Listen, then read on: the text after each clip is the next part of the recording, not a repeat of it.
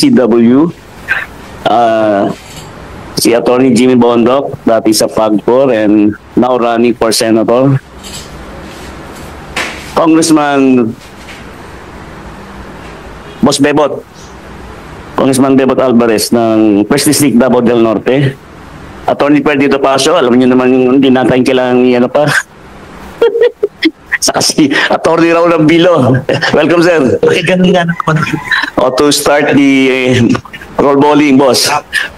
Speaker, kayo na po na. For start, message.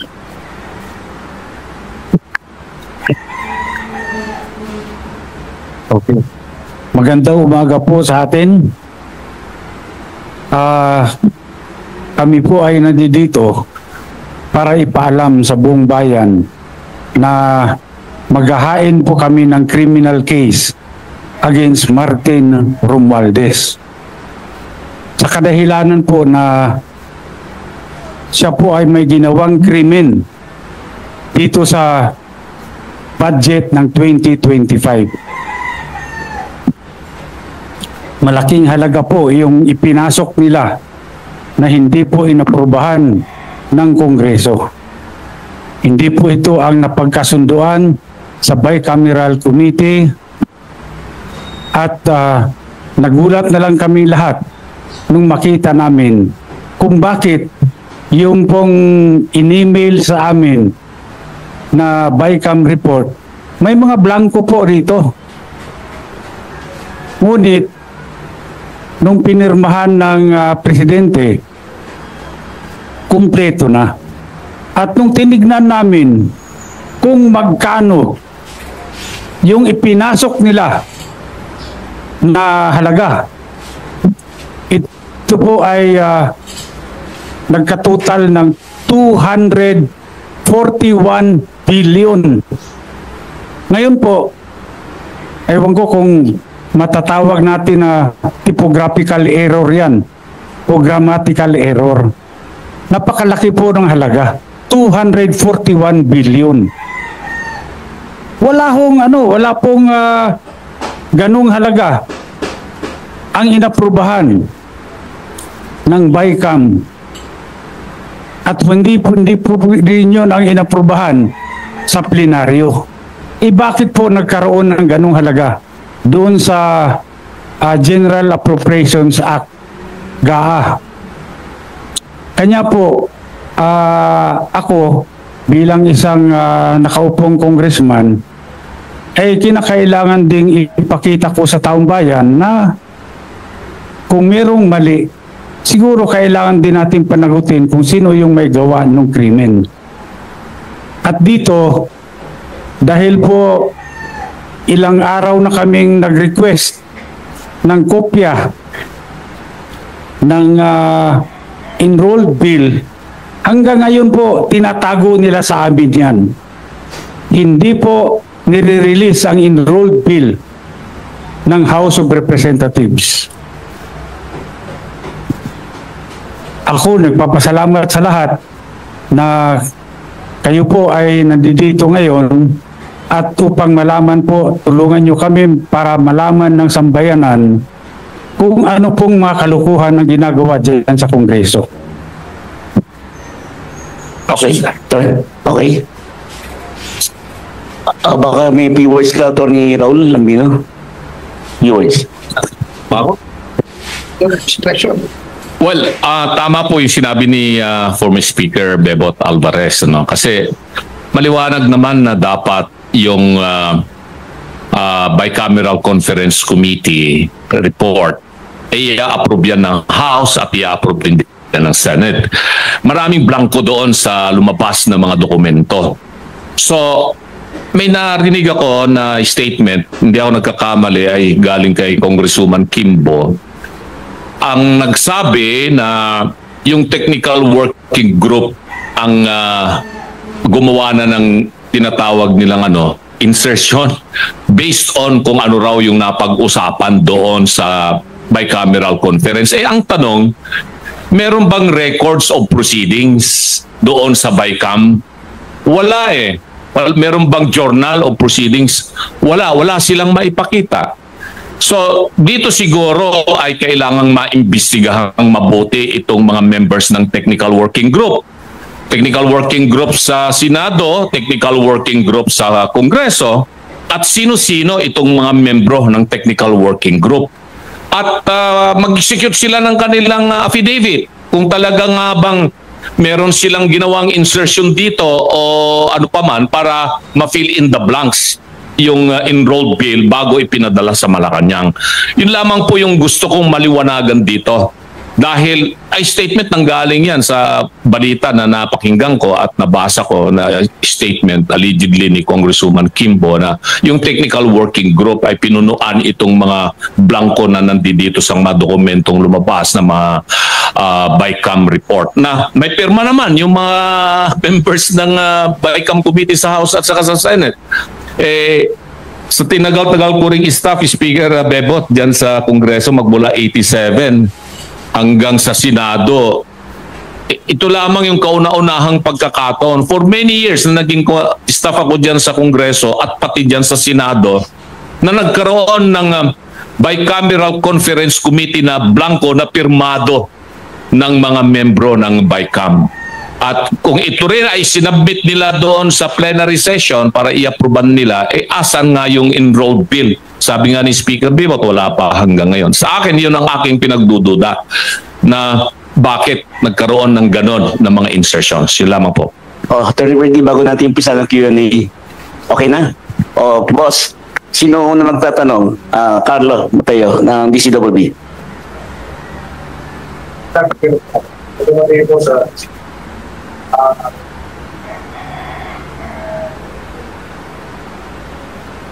Speaker, former Speaker, ano po yung particular na kaso na isasampa?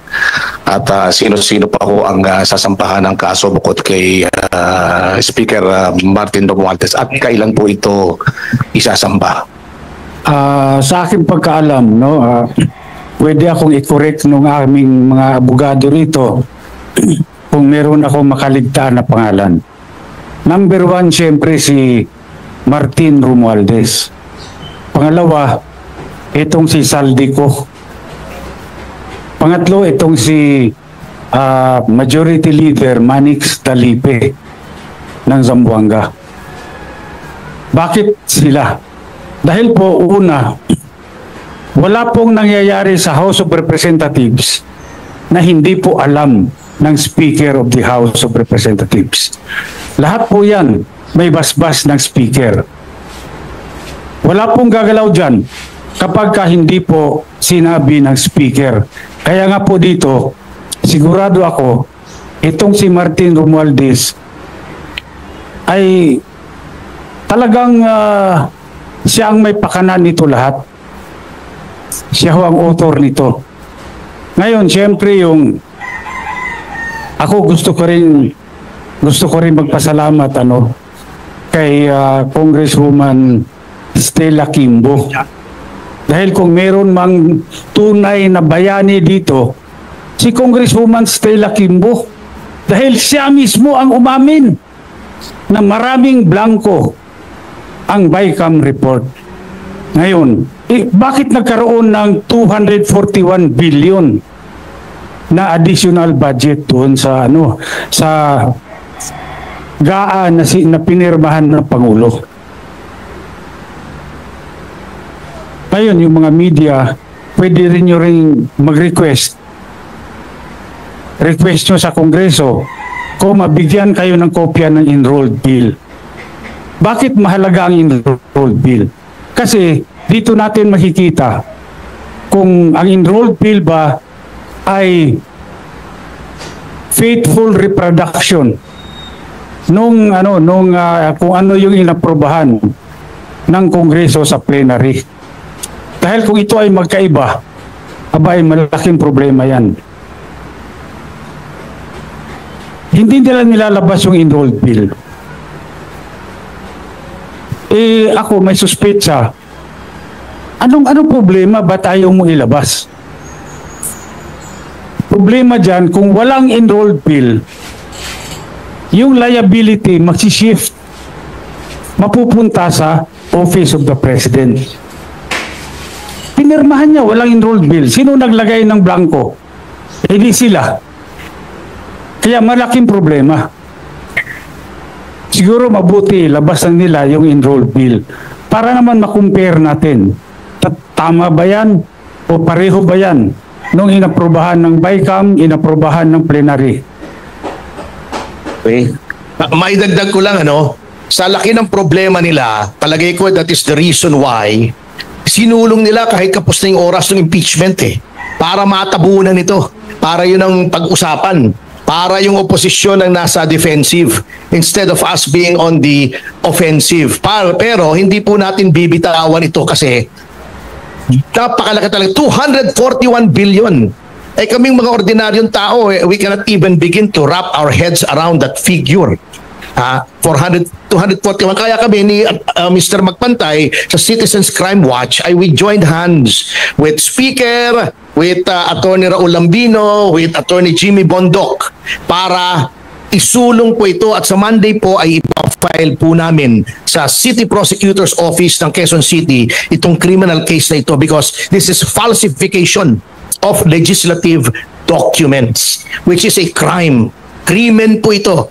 It is a crime not only under the revised penal code but in view of the amount involved, it is a crime against the Filipino people. Okay. Hello, good morning po. Noel po ng PTV News. Attorney Topacio, clarify ko lang kailan nga ipapasa yung pag-file, anong date? Sa Lunes po, itong darating na Lunes, February 10. Kung hindi ako nagkakamali, ako ay tama. Kong Alvarez, you have mentioned earlier that it was yung mga blank was filled out by the TWG of House of Representative and Senate. So do you have the names as well, sir? I-include mo rin ba sila sa pag-file? Mapapasama yan sila siguro sa Jando. For soundbite lang po, sir, pa-explain further yung Jando. Ito po yung mga hindi natin pinapangalanan ngayon, no, sa complaint. Pero later on, lalabas din yung mga pangalan nila. One more question na lang po. For Attorney Bondoc and Congressman Bebot, na-mention po kanina ni Attorney Topacio na kaya may nadali yung impeachment para matabunan ang issues. Sa inyo pong dalawa, itong kasi pareho po kayong nasa side ng mga Duterte. Hindi po kaya ito magiging isang political war? Una po sa lahat, gusto ko rin linawin talaga na ito po ay hiwalay sa aking pagiging kandidato, tong filing. I am acting in my capacity as National Officer of the PDP Laban dahil ako po ay chairperson ng Arbitration Committee ng PDP Laban. So I'm really on the legal team of PDP, no? So needless to say, siguro lagi namang may political aspect ang mga ganito, but we are really fighting against the corruption here that is nasa institusyon, no? Wala po itong kinalaman sa politika. Very little to do with politics. Napakalinaw po, as a lawyer, I am speaking as a lawyer, na lahat po ng elemento ng falsification of legislative documents ay naririto. Dahil yung GAA po, ang problema natin dito is napaka-technical. Kaya hindi po nakikita ng taong bayan yung paglilimas ng kaban natin. Ang trabaho namin dito in filing the case ay para bigyan ng ilaw, ng liwanag kung ano ba yung specific mechanism ng korupsyon at kung paano nililimas. Kasi lahat tayo ginagamit yan yung terms na nililimas ang kaban ng bayan. Paano? Ito po sinasabi namin kung paano ginagawa. And now, sabi nila matagal nang nangyayari yan. Ang gusto naming masabi sa inyo, it is in unprecedented amounts ang ninanakaw po sa taong bayan. Kailangan po maging malinaw yan. Gusto ko lang linawin din na itong pag-file namin ng criminal cases, hindi po kasama sa politika ito. Malinaw na mayroong krimen na nangyari. Malinaw na Martin Romualdez, Saldico, at Mr. Dalipi committed a crime against the Republic of the Philippines. Hiwalay po natin yung politika dito. Mag-focus po tayo doon sa krimen na nangyari.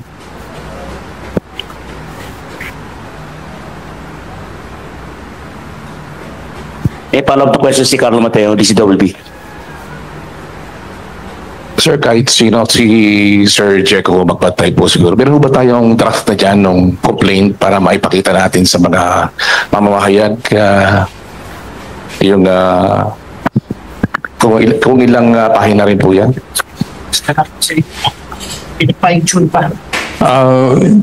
Yung pong draft, pinapine-tune pa po eh.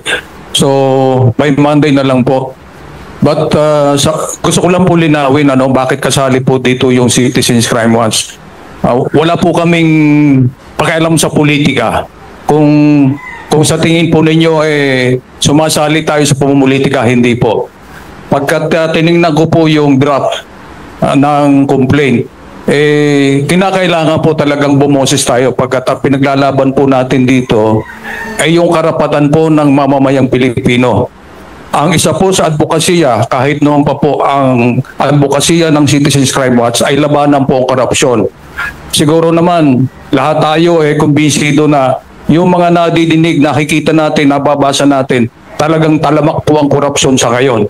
At hindi po tayo kinakailangang manahimik. Kinakailangan po hindi lang tayo bumoses at sumali po tayo sa mga hakbang na mahabol po natin kung sino man ang mga sangkot dito po sa ganitong anomalya. Tinitingnan ko po yung niratify na BICAM report. Napakalaki po ng pondo na napunta sa NIA. Kami po sa Bicol Region, tiningnan namin yung mga projects ng irrigation ng NIA. Sa laki po ng pondong ibinigay po ng ating gobyerno, napakarami po mga palpak na mga proyekto, lalo na po yung mga irrigation. At marami pang pondong inilalagay nila pagkat tayo hindi natin nasisilip yung anomalya dito pagkat nasa kabukiran po yung project nila. Pero karamihan ng kanilang mga proyekto ay palpak at hindi po gumagana ang karamihan sa mga proyekto nila. Kaya kami po sa Citizens Crime Watch, lahat pong mga hakbang na naglalayong malabanan po ang korupsyon, kami po ay palaging naandyan. Idagdag ko lang, baka sabihin nyo, Citizens Crime Watch was organized para lang labanan ang Marcos government. 1992 pa po ay buhay na ang Citizens Crime Watch. 1992, ang founder namin ay yung yumaong si Jose Malvar Villegas, Attorney Jose Malvar Villegas. We are SEC registered, we have been accredited as a COMELEC watchdog in so many elections. At just to prove to you how non-partisan we are, while we were the ones who sued Garin, Congresswoman Garin, for the Dingbaksya scandal, 3.5 billion lang ngayon, lang because kung kukumpara rito, that's peanuts. Ngayon ay nasa Sandigan Bayan. Dinimanda rin po namin si Commissioner Guanzon for graft na ngayon ay nasa RTC Bulacan na. Lahat po yan may probable cause. Even during the time of Duterte, dinimanda po namin si Secretary Ramon Lopez for allegedly allowing large-scale tax evasion by Hyundai Motor Corporation. So, kahit sino po, kahit under any administration, kung may nakikita kaming anomalya, dinidemanda po ng Citizens Crime Watch. Wala po kami tinitingnan kung sino, tao ni Duterte, tao ni Noynoy, tao ni Marcos. Kung may nakikita kaming mali, ay tinitimanda po namin. And modesty aside, maganda naman po ang aming batting average sa Office of the Ombudsman at sa Piskalya. Thank you po. Okay.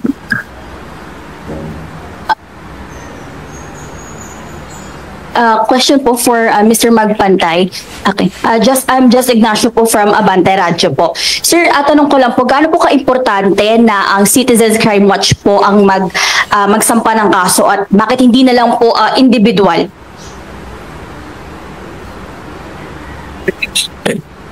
ang pagsasamba po kasi ng kaso hindi po madali. Kinakailangan po natin kumuha po ng kakampi dito. Pero nabanggit naman po ni Speaker Alvarez kanina na ito po ay walang relasyon sa pagiging kandidato nila. At kami naman kung sinong makakatulong sa pagsasampa ng kaso nilalapitan po namin. Pagkat sa dami na po ng ang napakahirap po kasi yung maghanap ka ng dokumento. Just imagine yung kukuha ka ng dokumento sa isang ahensya, malamang sa hindi ka bibigyan nila. So pag ganitong mga sitwasyon po, siguro mas maganda kung hindi lang sila, kundi tayo lahat. Tayong mga mamamayan, tayo po ang bumoses, tayo ang gumawa ng paraan kung paano po natin masasampahan ng kaso. Itong mga tao na nasa gobyerno, nasasangkot po sa ganitong mga problema, sa ganito po mga anomalya. Okay. May katanungan from DWIC. Sa mga kagalang-galang nating nasa harapan sa pamumuno ni Congressman Alvarez, dati nating speaker, sa inyo pong lahat, ako po si Rene Alonso ng Usapang Pang Kapayapaan, Usapang Pangkaunlaran ng DWIC. DWIC.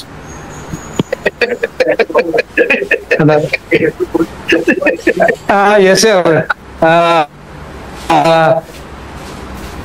Meron lamang po akong gustong linawin at mabigyan nyo ng kaliwanagan para po sa kaalaman ng lahat. Ano po ba ang pagkakaiba nito sa isinusulong na complaint nila Congressman Ungab? Para po magkaintindihan tayong lahat. Salamat po, sir. Yung complaint po na sinusulong nila Congressman Ungab, petition po yun sa Supreme Court to declare the 2025 General Appropriations Act unconstitutional. Ito po yung sinusulong namin dito ay yung criminal case laban po kay Martin Romualdez, Manix Dalipe, Saldico. Yun po. Any question? Follow up? Hello. Bante, from Abante. Any questions? Boss. Maaari ko bang linawin ng konti para talagang nakikita ng taong bayan yung difference? Yung sinasabi po ni Speaker Alvarez, dalawa po yan, yung constitutionality, yung kaila kong Ungab. Sina-challenge nila yung mismong GAA na may mga na-violate sa Constitution. Hindi siya naayon sa sinasabi ng Constitution, halimbawa sa edukasyon na dapat highest budgetary priority, etc. Ito pong ipapile natin ay dun sa mga gumawa. Criminal punto na action dahil nag-falsify sila ng dokumento, pinolsify nila yung BICAM report. Kaya po hiwalay siya na issue. Kailangan malinaw po yan sa taong bayan. One more question from me. Para kay Kong Alvarez, kung mayroon po bang mga congressman din na nag-express to support this filing of case? To be honest about it, sa ngayon, wala pa.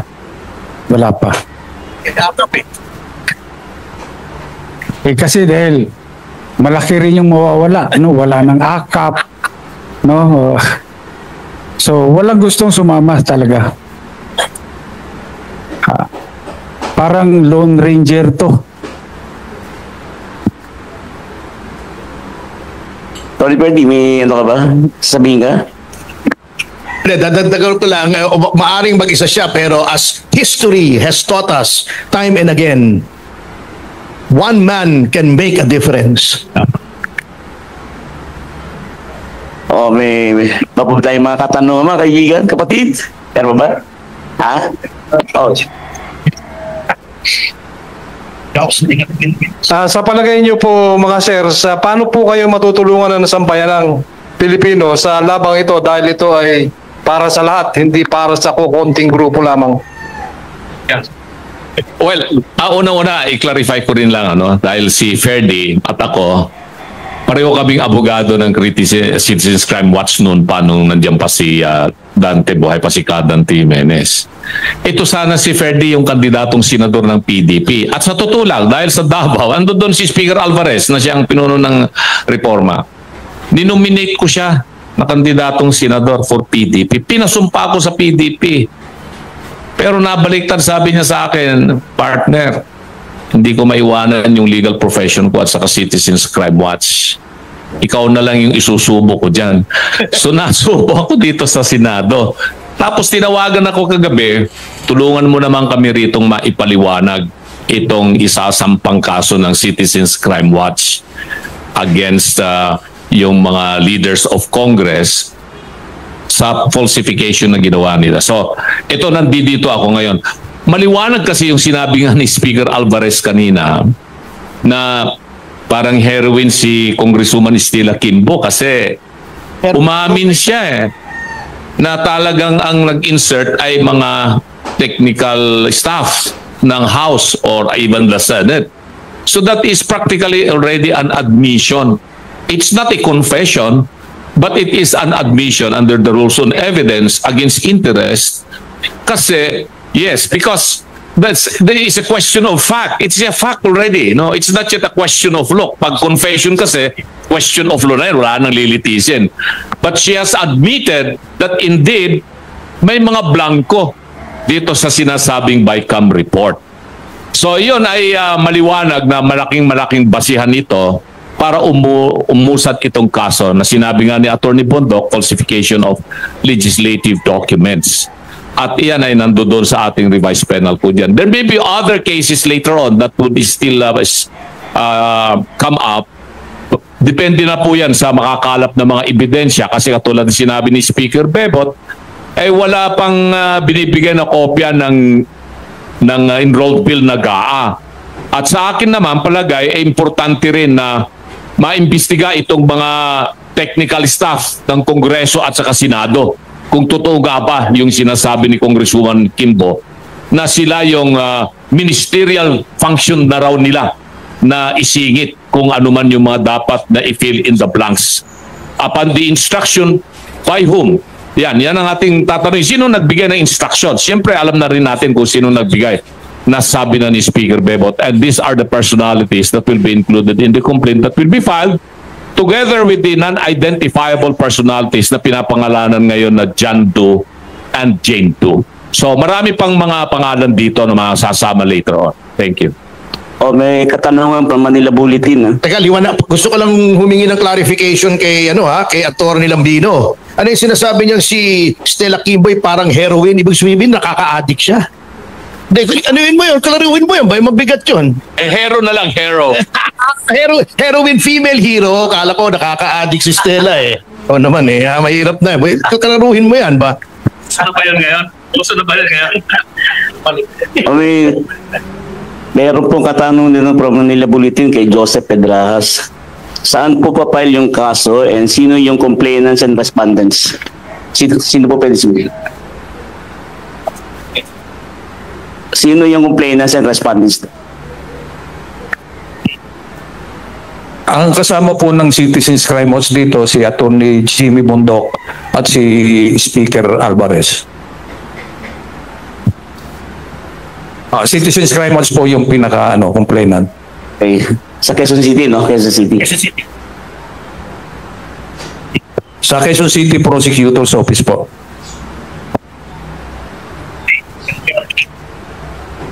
Bukas po yan, Monday 10:30 ng umaga. Sir, sa ipagpaumanhin niyo po at para pong hindi nasagot yung katanungan ko kung paano makakatulong ang mga mamamayan natin sa ating ipinaglalaban at paano kami makakatulong kung sakali. Kami ba ay maghihintay na lamang ng resulta ng legal matter na ito or ano po ang inyong masasabi? Alam niyo po, napakalaking tulong ng sambayanan dito. Unang-una, yung Citizens Crime Watch po, walang pondo yan. Kami po ay kumikilos sa sarili naming kaparaanan. Ngayon, yung moral support lang po ninyo, yung napakalaking bagay na po yun pagkat kayo po ang nagpapalakas ng kalooban namin para gawin po ito. Pagkat ang laban po sa korupsyon, laban po nating lahat ito. Ang pinaglalaban po namin dito, ang sambayanan ng Pilipino, na tayo po ay nadadaya. Yung buwis mula sa ating na binabayad natin sa ating gobyerno, ginagastos po dito sa mga proyektong ito. Pero pag may mga insertion sa mga ganyan, mga patago ng mga proyekto, ay nadadaya po tayo. At kayo po, lalo na po itong mga kasamahan natin sa media, malaking bagay po yung binibigay ninyong suporta sa atin at kami naman ay nagpapasalamat po sa inyo. At yung mga mamamayan natin na nakikinig at nanonood, abay, pagdasal nyo lang po kami, nabigyan pa kami ng lakas ng loob para po ipagpatuloy itong aming ginagawa. In other words, just make noise kung yung mga mamamayan, kasi lahat naman may access sa social media, indicate your disapproval, your disapprobation, your displeasure sa ginawang ito ng majority sa ating House of Representatives na nilagyan yung mga zero. At kung makikita nyo, no, ito sample pa lang ito, ha. Oh, puro soft projects yung mahirap ma-account. Alam ko ng mga congressmen yan. Katulad dito sa DA, oh. Oh, hybrid seeds, inorganic fertilizer, di ba yung fertilizer funds scam? Galit na galit sila, ba't nandito na naman? Soil ameliorants, agricultural drone services, ha? Mga soft project ito eh. Madaling ano to eh. Madaling ipad itong mga ganitong projects eh. Ang tawag dito soft projects as opposed to hard projects na nakikita ninyo. So ewan ko kung bakit si Speaker mahilig sa soft na projects. Dagdagan ko lang, Karen, ang request namin sa taong bayan, huwag niyo po sana ibenta ang inyong katwiran. Yun po talaga. Sana maging madiin yan sa inyong mga coverage. Huwag niyo po ibenta ang inyong katwiran. Dahilan po, sa yung falsification, crime ang ginawa nila. Krimen. Ngayon, yung mga taong nakakabenepisyo dito, lumalambot ko minsan ng opinion dahil the crime benefits them. Huwag po kayo maging accomplice sa crime nitong ating sasampahan ng kaso. Yun lang po. Last two questions. Meron pa ba tayong mga katanungan, kapatid? Carlo, meron pa ba, Carlo? Meron pa ba tayo dyan? Boss, final words. Wala nang gusto magtanong. Attorney Raul Albino na. Lahat, isa-isa. Final words. Message. Gusto kong susugan yung sinabi ni Attorney Bundok kanina na walang politika dito. Kami mga abogado rito, lalong-lalo na sa aming dalawa ni Attorney Bundok dahil tumatakbo nga po kaming senador under PDP laban.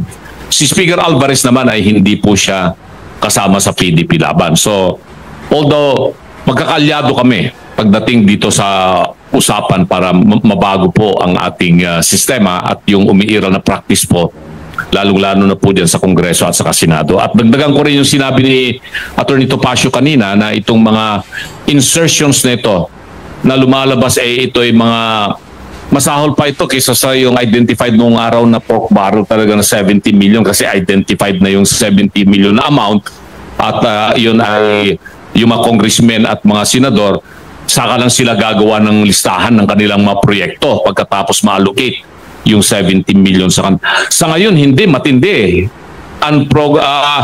nakakapagtaka sabi ko nga di ba merong mga niline veto ang Pangulong Marcos? Bakit hindi niya bineto itong mga bagay na ganito? Na ito yung kine-question natin. Kung nag-veto sana siya, dapat ito yung kanyang mga bineto para malinis po yung budget. Hindi po Naalala ko nung araw, Speaker Bebot, si Pangulong Duterte, marami rin siyang mga binito noon ng mga provision ng budget ng General Appropriation Act. At natuwa po yung taong bayan dahil nagkaroon din ng mga konting mga hindi magandang insertions, pero hindi mga blankong insertions yun pero dahil hindi nga naayon doon sa inapruban na National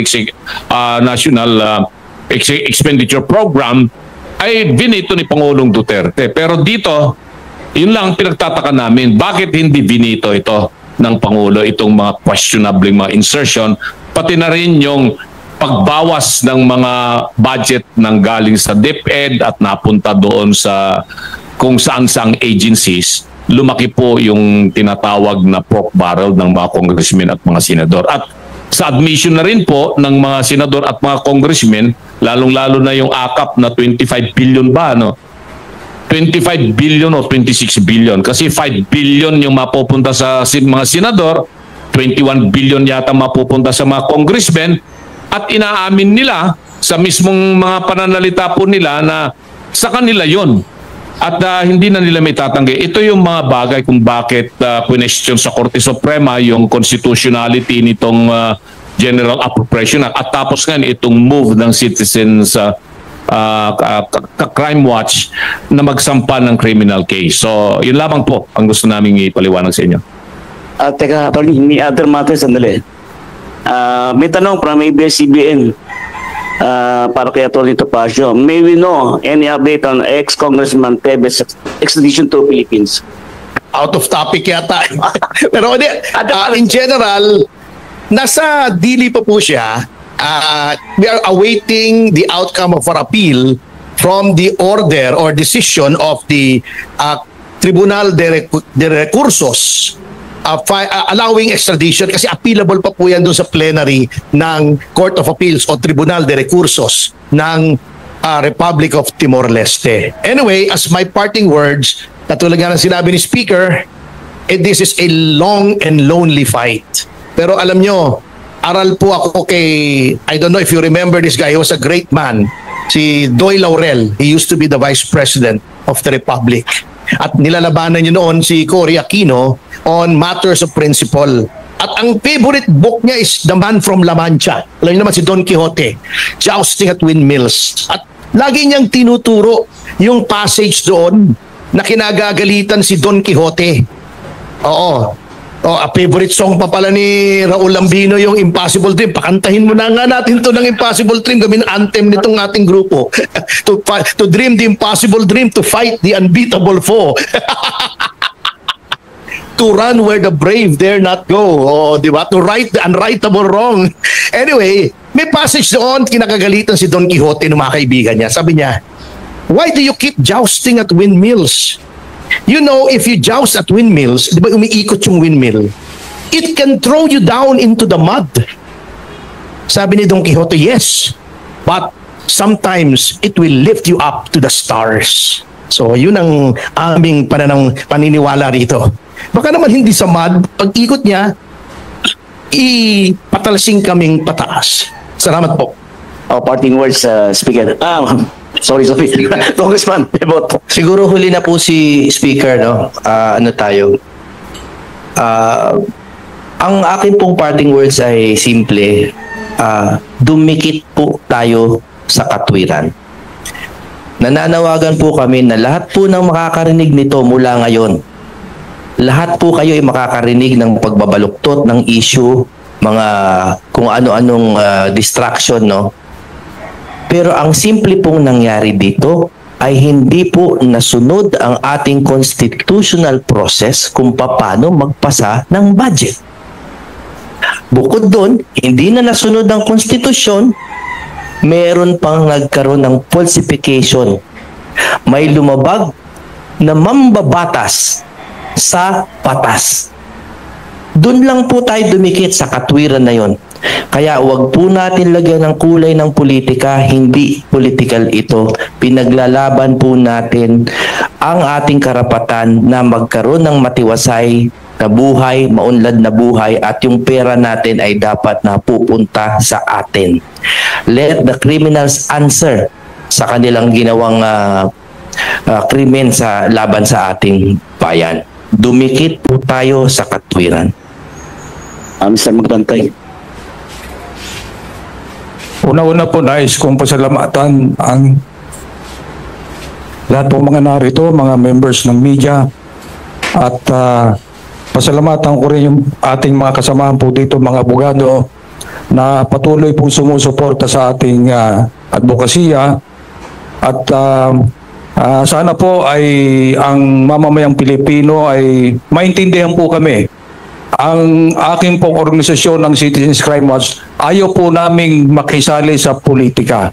Ayaw po naming mamulitika dito, kundi ang amin pong pinaglalaban dito ay ang karapatan po nating lahat. Pagkat ang nakataya po dito ay ang ating pong bansa, ang ating pong mga mamamayan talagang ang paghihirap po natin talagang napakalaki ng ating nararamdaman sa sitwasyon ngayon, lalo na po sa ekonomiya po natin, na ang dami ng mga mamamayan natin na nangangailangan talaga ng tulong. Itong issue na ito sa AKAP, yung marireceive nating 5,000, sa tingin ko hindi man yun makakatulong ng malaki sa pagpapaganda ng buhay ng bawat Pilipino, kundi nakakatulong lang yan, sa totoo lang, sa mga politiko na makapal ang bulsa at makapal ang mukha.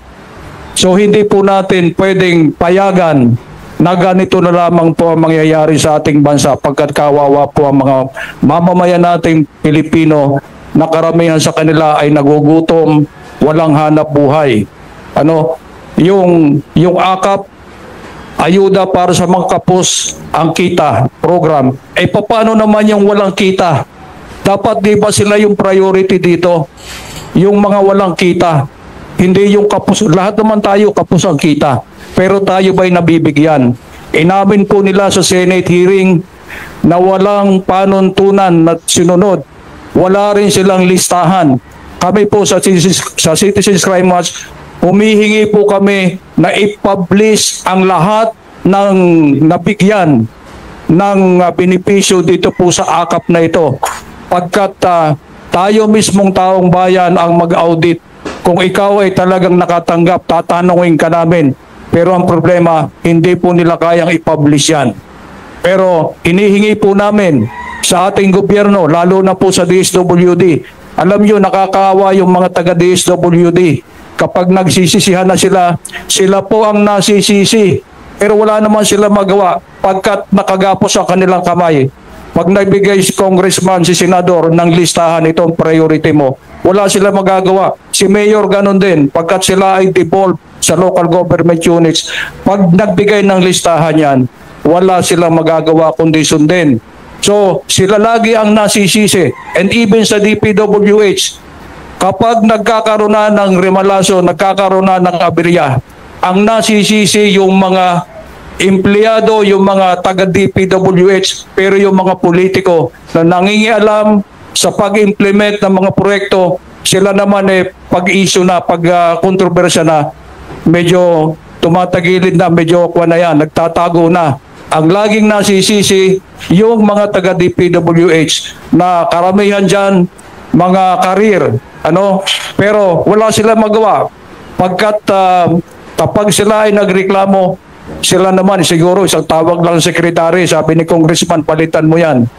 Sa DSWD ganon din. So nakakaawa po itong mga empleyado natin sa DPWH, empleyado natin sa DSWD, sila po lagi ang nasisisi.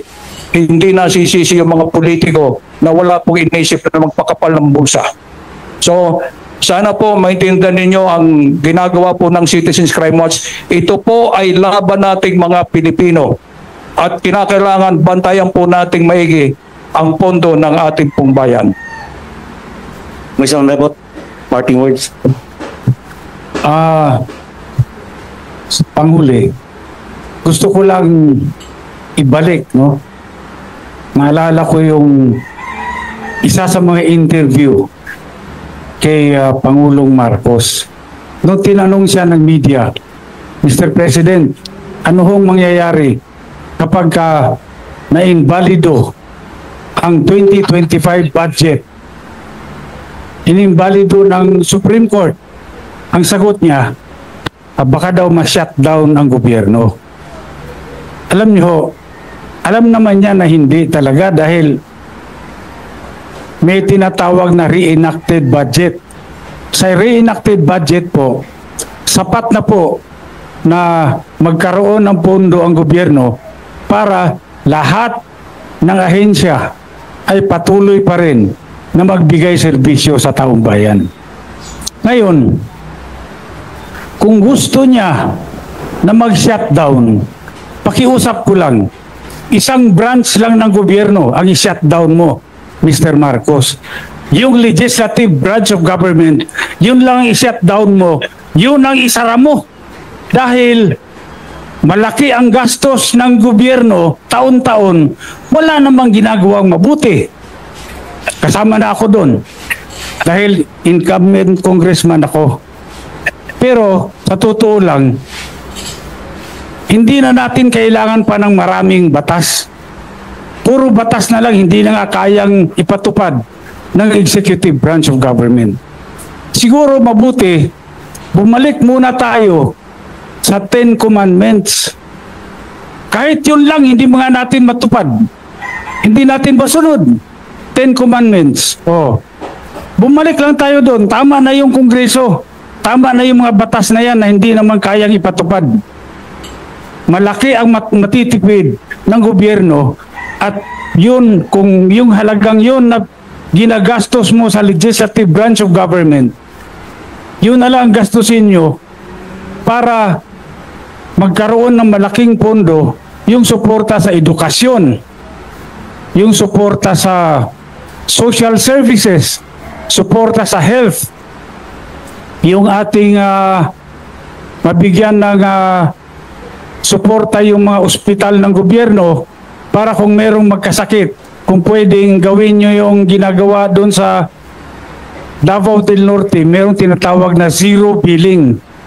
Yung zero billing namin doon, kahit sino magkasakit, paglabas ng ospital, zero ang babayaran, wala kahit piso. Yun po ang pwede kong ipagmalaki doon sa District 1 ng Davao del Norte. Paano nangyari yan? Simple lang. Yung budget ko na tinatawag nilang soft, lahat yan, buong amount, inilalagay ko sa ospital. Download, galing sa DBM, diretso sa Davao Regional Medical Center.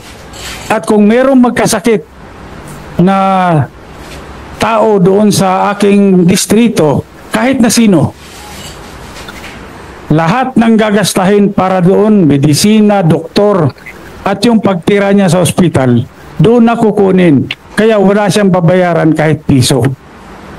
I-focus na lang natin. Maliit lang yung pera ng gobyerno, pero kung gamitin sa tama, malaki ang maitutulong sa taong bayan. So Mr. President, kung gusto nyong mag-shutdown, pakiusap ko, yung legislative branch of government, yun lang i-shutdown nyo.